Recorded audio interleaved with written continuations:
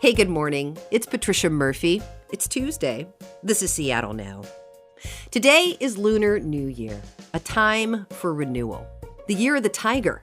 Of course, the pandemic has put a damper on the parades and family reunions, but chef and author Hsiao-Ching Chou has been doing workarounds to get by. We'll talk with her in a minute.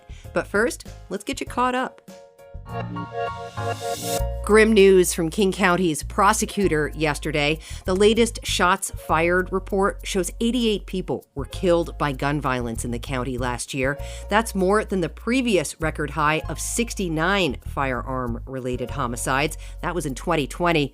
The report also showed more than 370 people were injured. Domestic violence incidents have been up for the past 2 years.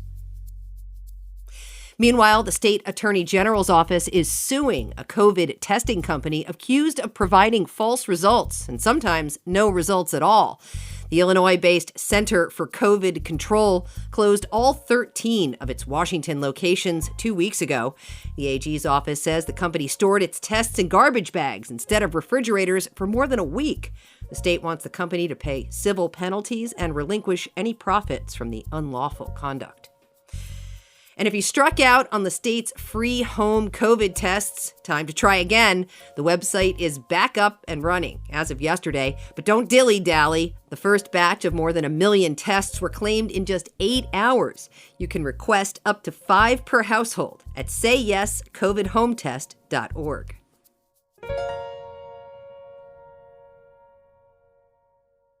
Happy New Year! Today is the Lunar New Year, the start of a 2-week celebration of spring that ends with the Lantern Festival.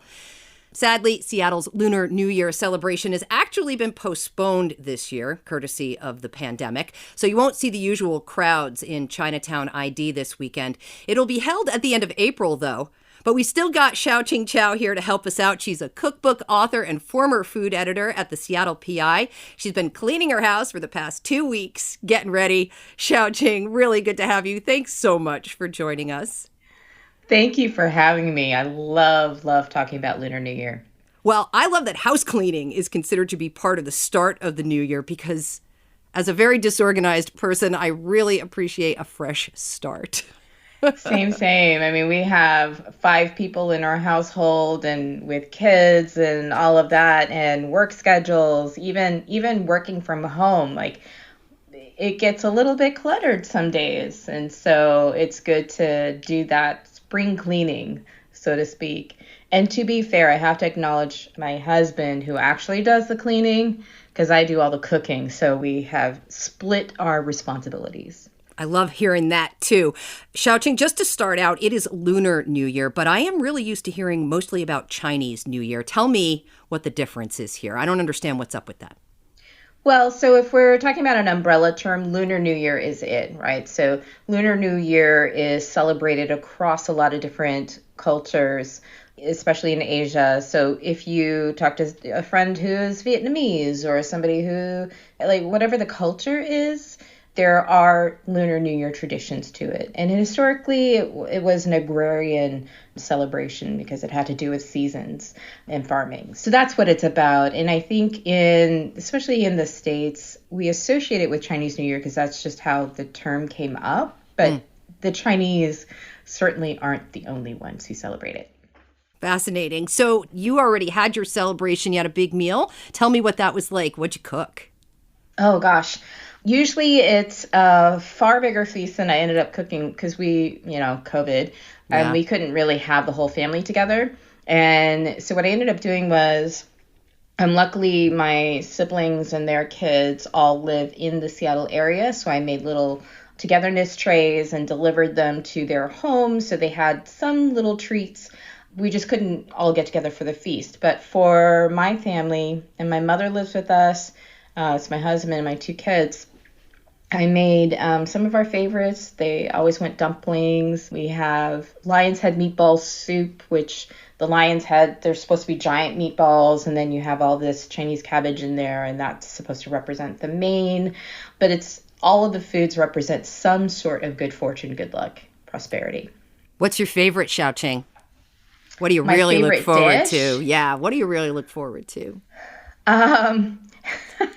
if you saw my Instagram stories, I actually really love the cabbage that gets stewed along with the meatballs. The meatballs for me, it's fine. They're delicious. Take it or leave it. But for me, it's about the cabbage. But I don't know that I could pick one dish that is everything for me. It's about the whole meal, and it's about carrying on the tradition and making sure that the next generation, so my kids and their cousins, all start to learn about some of these traditions. And I put chapters in my books to make sure that they can always refer back to it. And, so if one of us isn't around to answer their questions, that they have a resource. The pandemic really messed with these kinds of holidays about togetherness and bringing it together. It feels like maybe pre-pandemic, we took a lot of these holidays for granted, and that is no longer going to be the case. Yeah, I agree. My family has always loved Lunar New Year and getting together to eat, but I think with the pandemic, I don't think I realized just how important it was to the kids. It was only during the pandemic, and because we couldn't get together, that I learned that they really love it in a way that I hoped they would love it, but they hadn't articulated that in specific terms. And my daughter in particular, and as they grow into teens, they talk to us less. So I was like, yeah, don't they? Oh, wow, you're sharing your feelings. And that was very poignant for me to learn, is that something has stuck and that they do value the traditions that we have around this. And that was pretty incredible. And last year I delivered gift baskets, and then we had a Zoom Lunar New Year dinner across several screens. And that just was awkward. We tried, but it was awkward. So we didn't do the Zoom thing this year, but hopefully soon we'll be able to get together again. The thing you mentioned about the importance of a holiday like Lunar New Year and the tradition and family and coming together, especially for kids, I think about that a lot during the pandemic and how really important these times have become for us.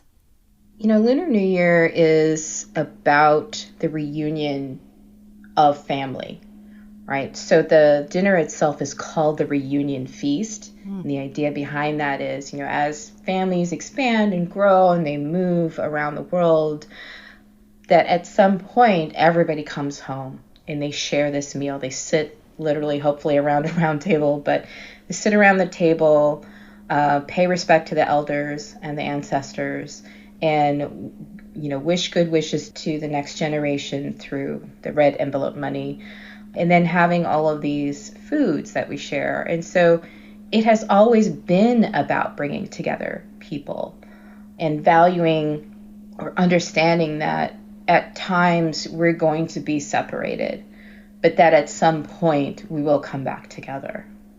That's lovely. And of course, all good wishes and prosperity for the new year, which I love too. Just the idea of hope and generosity and keeping things positive. Exactly. And we imbue all of those wishes in everything from the red color. So you see that on little signs and all the things, right? The decorations.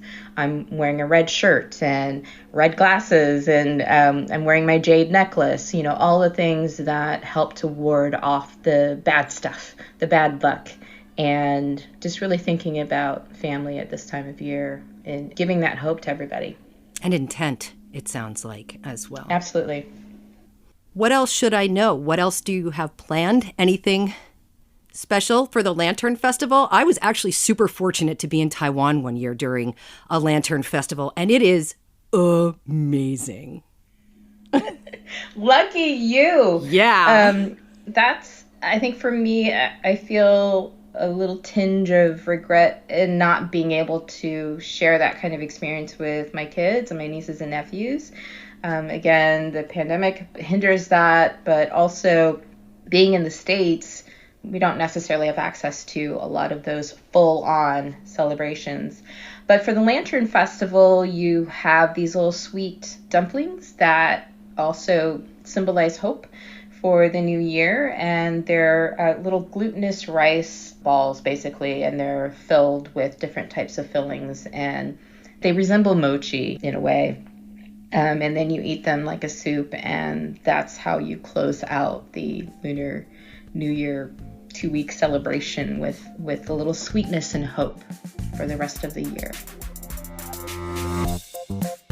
I am behind any holiday that ends with food, sweetness, and hope. Hsiao-Ching Chou, chef, writer, longtime food editor at the Seattle PI. Thanks so much, Hsiao-Ching. Thank you for having me. Thanks for listening to Seattle Now. Jason Pagano produced today's show. Matt Jorgensen does our theme music. I'm Patricia Murphy. See you tomorrow.